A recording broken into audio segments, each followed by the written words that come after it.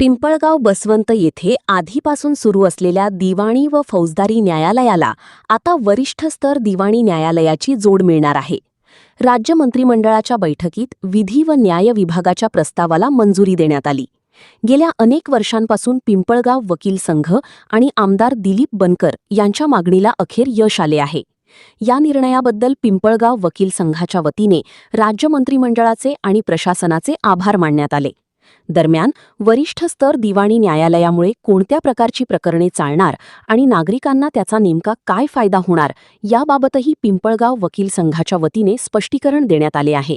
आतापर्यंतचे दिवाणी दावे कोर्टात चालत होते. आता ह्या निर्णयामुळे जो 24 तारखेला शासनाने घेतला त्या निर्णयामुळे आता 5 लाखाच्या पुढचे मॅटर सुद्धा या कोर्टापुढे चालतील.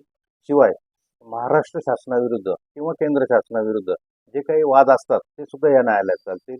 शिवाय जे काही वैवाहिक स्वरूपाचे वाद होते त्यासाठी पक्षकारांना निफाडला जावं लागत होतं ते सुद्धा आता यामुळे वाचणार आहे आणि ते वाद इथंच मिटणार आहे. आणि यामुळे जे न्यायालयाचं जे मूलभूत तत्व आहे तर न्याय तुमच्या दारी हे सफल होणार आहे. त्या दृष्टिकोनातून हा निर्णय फार महत्त्वपूर्ण असा आहे.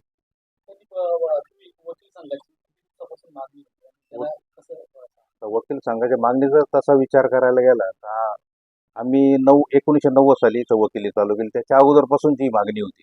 तिचा पाठपुरावा आमच्या यापूर्वीच्या पदाधिकारी मंडळांनी भरपूर प्रयत्न केला. त्या प्रयत्नाचा आणि आमच्या प्रयत्नाचा हा सगळा योग्य निर्णय झालेला आहे. त्या प्रयत्नातून अर्थातच स्थानिक लोकप्रतिनिधी म्हणून त्यांचं आम्हाला भरपूर सहकार्य लागलं. जे काही मंत्रालयामध्ये आमचं जे प्रकरण बऱ्याच दिवसापासून पेंडिंग होतं त्यात आम्ही त्याचा पाठपुरावा जो केला तो स्थानिक आमदारांनी आणि त्यांचे जे काही तिथले प्रतिनिधी आहेत त्यांचे स्वीय सहाय्यक वगैरे त्यांची आम्हाला फार मदत झाली. आव्हान एवढंच करणार आहे का आता या न्याय आपल्या दारी या तत्वानुसार हायकोर्टाने जे काही कोर्ट मंजूर केलेलं आहे शासनाच्या खर्चाला मंजुरी दिलेली आहे. त्यामुळे आता आमच्या वकील संघाची जबाबदारी आता तो न्याय जलद कसा मिळेल त्यात आमच्या वकिलांचं निश्चितपणे योगदान राहील. जी मराठी न्यूज, नाशिक, पिंपळगाव बसवंत.